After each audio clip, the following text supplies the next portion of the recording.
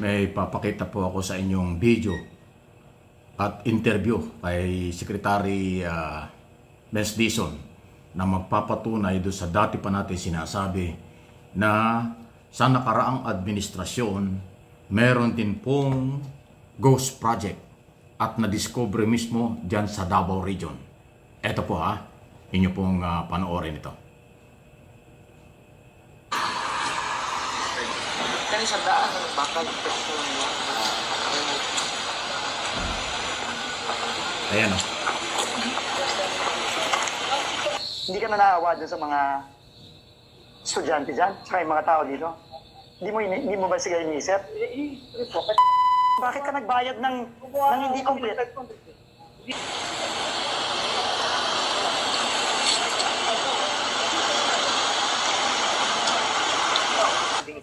So, okay bibigyan ako ng background para maintindihan ng lahat, no? 2021 budget proposal for 2022. So, previous administration ba ito, no? Previous DPWH, previous administration.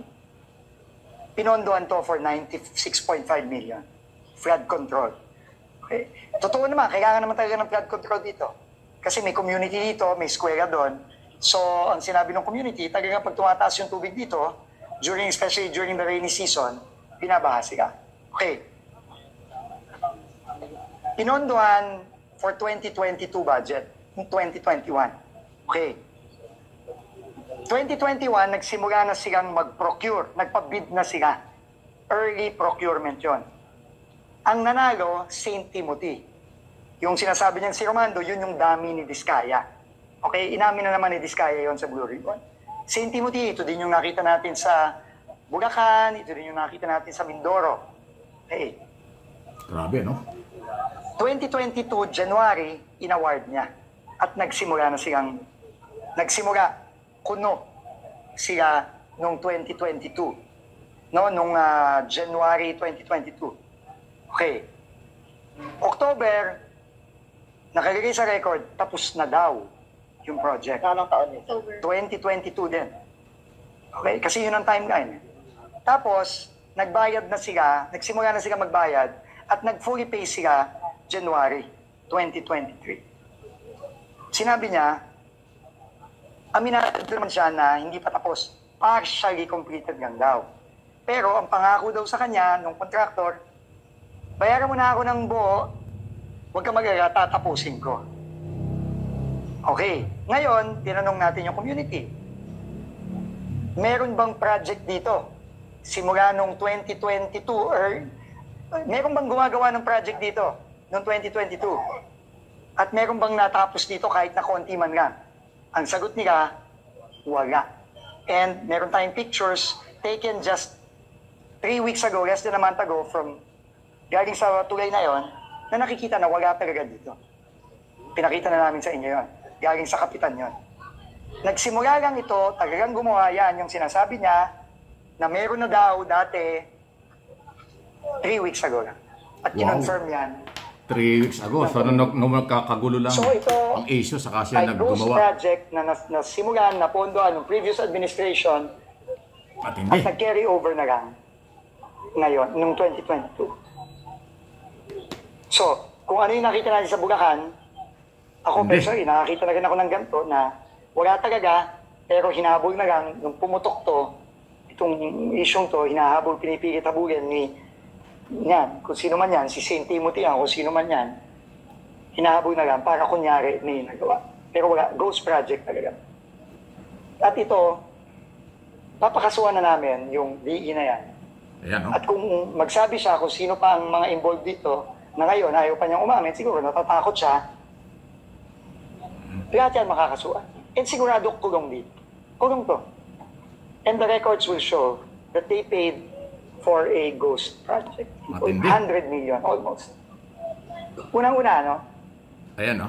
Si Secretary Dizon at saka si Mayor Magalong ang nag-inspeksyon dyan sa Davao Occidental Region 11. Pinunduhan nagsimula 2021. Pero walang ginawa. Kawawa yung mga tao doon. At nung pumutok lang ang balita tungkol dito sa expose ng Pangulong Marcos na merong scam sa flood control program, saka lang sila nag-umpisa, 3 weeks ago lang daw. Pero bayad na. Ganyang kagarapal. Kaya galit na galit yan si Secretary Dizon. Ayaw ko lang ho'y parinig sa inyo. Nagmura talaga siya. Minura niya yung regional director. Talaga ang tunog po ng kanyang pagmamura sa galit. Wala nagawa si Mayor Magalong. Nakikinig na lang. Kasi kitang-kita niya yung kalukuhan talaga. Again, Diskaya Construction Company ang nakakuha ng kontrata sa Davao Region, Davao Occidental. Panahon ni Duterte. So yun yung pagpapatunay na sinabi ni Diskaya sa hearing sa Blue Ribbon na 2016 nag-umpisa na sila ng maraming project na nakuha sa Department of Public Works and Highway at iba pang national government. Tindi, no? Ngayon, ang sabi ho ni Secretary Dizon, wala daw siyang pakalam. Tatanggalin daw niya ang lahat ng district engineer at regional director at ipapalit niya yung may mga kakayanan, malilinis at mga engineer din. Kaya huwag tayong mag-alala. Kahit na matanggal ang mga opisyalis ng DPWS, tuloy pa rin po yung mga programa kasi may mga engineer po naka-standby na merong sapat na kakayanan na baka hindi kurap. Grabe po ito. So, pagpapatunay ito nung akin din sinasabi dati pa, mukhang nationwide po talaga. Sabi nga ng Pangulong Marcos dun sa unang press conference na kanya expose ito, nationwide itong graft in corruption, ghost project, substandard na kasapakat ang mga kontraktor, DPWS at mga politiko. Ganyan silang kagarapal. So hindi lang po Luzon. Sa Visayas na-discover din yung kampo ni Gomez, di ba? Tapos ngayon, Davao Region ito, Region 11. Kung mismo doon sa Davao na ang mga Duterte ay taga Davao City ang mga Duterte, Davao Region, Davao Occidental itong na-discover at marami pang madidiscover. So talaga hong malala ang korupsyon sa mga flood control program, project at infrastruktura under DPWS.